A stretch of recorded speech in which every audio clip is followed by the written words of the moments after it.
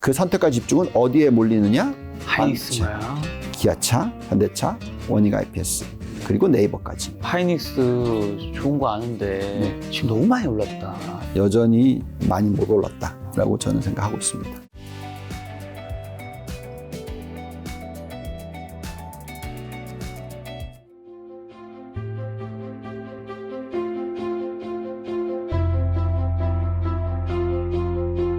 자, 그러면 이제 기술주나 성장주나 뭐 반도체, AI, IT 업종에 대한 투자 비중을 65%나 가져가야 된다라고 말씀을 드렸잖아요. 거기에 관련된 종목들 리스트입니다. 네. 근데 이거는 이제 그냥 저희가 생각하는 거고요. 그러니까 그래서 이제 매력도라고 얘기하는 것들이 여기에 있는데 매력도가 높을수록 저희가 좋아하는 종목이고요. 근데 그렇다고 해서 뭐 이거를 제가 사라 이거 얘기 아닙니다. 예. 직접 공부를 좀 많이 해보십시오. 첫 번째가 뭐예요? 예, 벌티브라는 종목이고요. 그 다음 종목이 델. 네. 그 다음이 셀레스티카, 네. 그리고 고데디, 엔비디아, SK 하이닉스, TSMC, 팔란티어, 브로드컴, SMCI. 이렇게 10개 종목만 보셔도 그 밑에 이제 마이크론이 올라옵니다. 네. 11개 종목 되고요. 그 밑에도 원익 IPS도 올라오고 ASML도 올라오고요. 네. 그래서 제가 말씀드린 건 이 종목도 다 아시잖아요. 공부를 좀 하셔야 되는데 간단하게 요 잘 모르시는 종목 중에서 뭐 설명을 하자면 벌티브는 데이터 센터 냉각 시스템 만드는 회사입니다. 그리고 여러 가지 소비와 연결되어 있는 것도 있고요. 네. 예, 그다음에 델은 데이터 센터 만드는 회사. 예, 뭐 물론 랩탑, 네. 컴퓨터. 예, 예, 그것도 있고요. 그리고 셀라스티카는 캐나다 회사인데 캐나다의 데이터 관련된 1등입니다. 어쨌든. 예, 그쪽에서 있고요. 그리고 보시면 이제 엔비디아 올라오고 SK 하이닉스 올라오고 TSMC 올라오고 팔란티어 뭐 많은 분들이 다 아시는 종목이고 예, 소프트웨어 쪽이고 브로드컴 뭐 아시겠고 SMCI, 마이크론, 원익 IPS 요 정도. 네. 그래서 어쨌든 이거를 저희는 이제 전체 글로벌 포트폴리오 65% 정도 투자하자고 얘기하고 있는데 여기서 이제 종목들이 많이 바뀔 수가 있어요. 그래서 이 리스트 저희가 1위부터 30위까지 올려드린 걸 가지고 시간 날 때마다 한번 좀 공부해 보세요. 그리고 내가 이 종목 정말 나 좋은 것 같아. 그러면 좀 분산 투자해 보시면 예, 좋지 않을까. 뭐 이렇게 지금 이건 봤을 때는 매그니피센트 7개 종목 중에서는 본부장님은 여전히 엔비디아를 가장 좋게 보시는 거겠네요. 제가 그거를 얘기를 하기는 좀 어렵습니다. 제가 들고 있는 종목들이 많아서 이 리스트를 가지고 그냥 요거는 이제 참조를 하시라. 예. 그럼 매그니피센트 7개 중에서는 뭘 제일 좋게 보시는데 그냥 이거 말고 이제 매그니피센트 7개 워낙 글로벌 종목이니까 이건 편하게 얘기할 수 있잖아요. 예, 요거죠. 여전히 엔비디아. 네, 당연히 엔비디아이고요. 그 다음에 이제 말도 많고 탈도 많은 종목이 테슬라예요. 그죠? 테슬라. 예, 요거를 좀 짚어볼게요. 예, 한번 짚어드리겠습니다. 테슬라가 좀 뭐 따끈따끈한 뉴스는 예, 인도량이 엉망이 됐다. 예, 1사분기. 그럼 주가 확 빠졌었어요. 인도 대수가 38만 6,800 예, 이렇게 나왔고 확 빠졌어요. 마이너스 나왔습니다. 그죠? 그래서 원래 다들 뭐였냐면 43만 정도 될 거라고 했거든요. 요 정도 숫자. 근데 그거보다 훨씬 낮게 나왔어요. 그래서 주가가 급락을 했고요.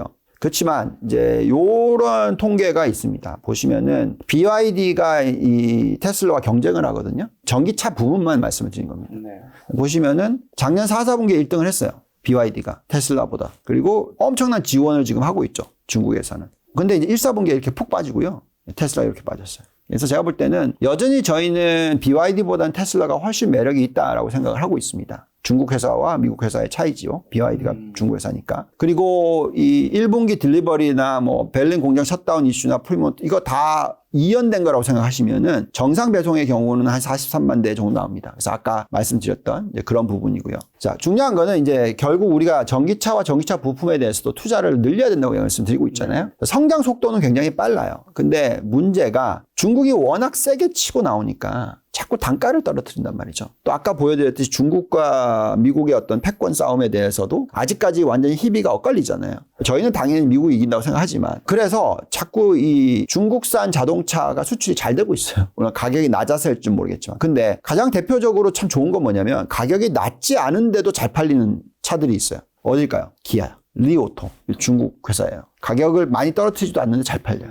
현대차, 그리고 테슬라입니다. 그래서 요 정도는 제가 볼 때는 가져가는 게 좋지 않냐. BYD는 여기 밑에 있어요. 그래서 사실은 뭐 전기차는 타이밍이 사실 인도 대수나 뭐 시장 점유율이나 계속 올라갈 거라고 계속 생각하는데 조금 좀 지연되고 있는 것들이 있죠. 왜냐하면 좀 기다리는 모습입니다. 근데 이제 중요한 거는 테슬라만 놓고 보면요. 왜냐하면 밸류에이션이 비싸요. 보시면은 이제 PER이 40배가 넘는단 말이죠. 여기에 ROE가 급락을 했어요. 올해 요렇게까지 떨어질 거라고 생각하고 있어요. 가장 높았을 때가 30 몇 프로잖아요. 네. 그래서 이제 걱정하는 거는 다시 요때로 돌아갈 수 있냐. 컨센서스는 20%대까지밖에 회복 못한다. 이렇게 지금 되어 있어요. 저 요것만 집어넣고 계산하면 적정 가치가 이렇게 돼요. 그러니까 160불밖에 안 나오니까 매력이 없어 보이죠. 왜냐하면 40배나 되고 요 ROE로 계산했을 때 PBR이 너무 높다라는 거예요. 근데 만약에 AI 매출이 본격적으로 2027년, 28년에 들어온다. 로봇 관련 매출이 그때 들어온다. 그래서 앞으로 포텐셜, 그러니까 앞으로 굉장히 많이 올라갈 수 있을 만한 어떤 여지가 있느냐.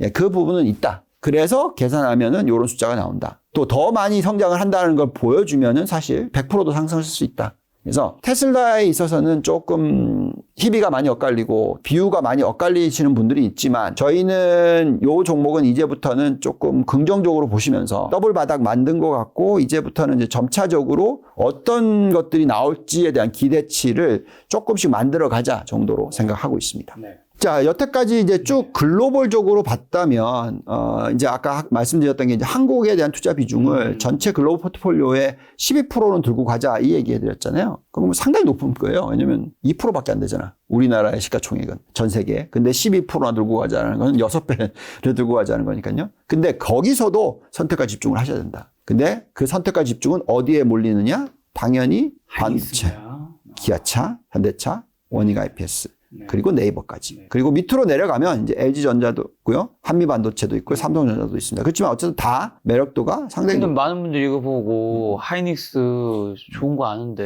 네. 지금 너무 많이 올랐다. 특히 밑에 예를 들면 한미반도체 좋은 거 아는데 이건 진짜 많이 올랐다. 아, 지금 내가 들어갈 자리는 아닌 것 같은데 라는 생각 많이 하실 것 같은데. 네, 여전히 아직 네. 많이 못 올랐다라고 저는 생각하고 있습니다. 뭐 그건 이제 저희의 시각인 것이고요. 개별적으로 분석을 하시기를 바라고 네. 우리가 SK하이닉스, 삼성전자, 뭐 한미반도체 등등을 들여다보잖아요. 그리고 이것과 경쟁하는 회사로 보면은 뭐가 나오죠? 삼성전자와 경쟁하는 회사는 뭐 파운드리 쪽이 있고요. 네. 그쪽 보면은 이제 TSMC가 나오는 TSMC가 거고. 나오고. 예. 그리고 인텔 요즘에 뭐 얘기 나오고 있죠.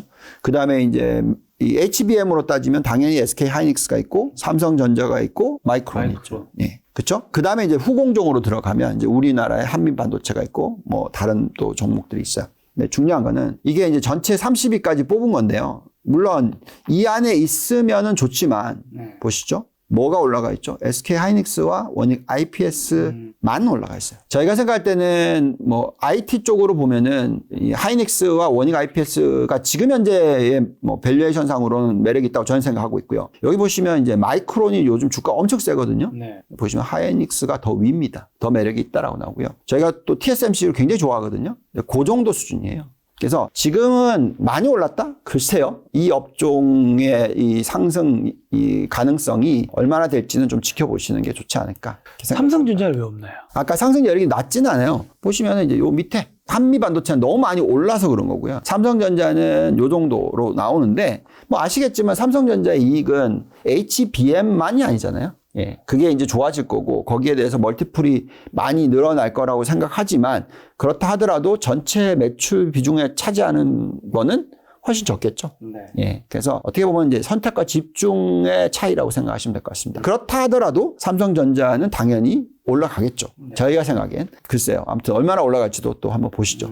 자, 지금까지 쭉 미국 투자와 한국 투자까지 짚어봤는데요. 그래도 제가 본업은 글로벌 투자이고 그렇죠. 예, 미국 투자를 많이 얘기를 하고 있기 때문에 미국에 대한 투자 방법에 있어서의 좀 얘기를 좀 하겠습니다. 미국이란 나라는요. 지난 거의 100년 동안에 S&P 500만 투자를 하셨어도 그냥 꾸준히 매달 얼마씩 넣고 이렇게 하셨어도 거의 95년, 100년 지나고 나서 지금 수익률이 얼마가 나오고 있냐면 29,600%가 나오고 있어요. 297배. 그래서 이거를 100년 동안의 연복리를 계산해 보니까 6.2%가 되더라고요. 네. 어마무지한 거죠. 근데 요게 밑에 보면 빨간 선 있죠. 빨간 선. 빨간 선은 뭐냐면 샀다 팔았다 하다 보니까 가장 많이 오른 날 하루를 주식을 안 들고 있었어. 그러면은 이 결과가 나옵니다.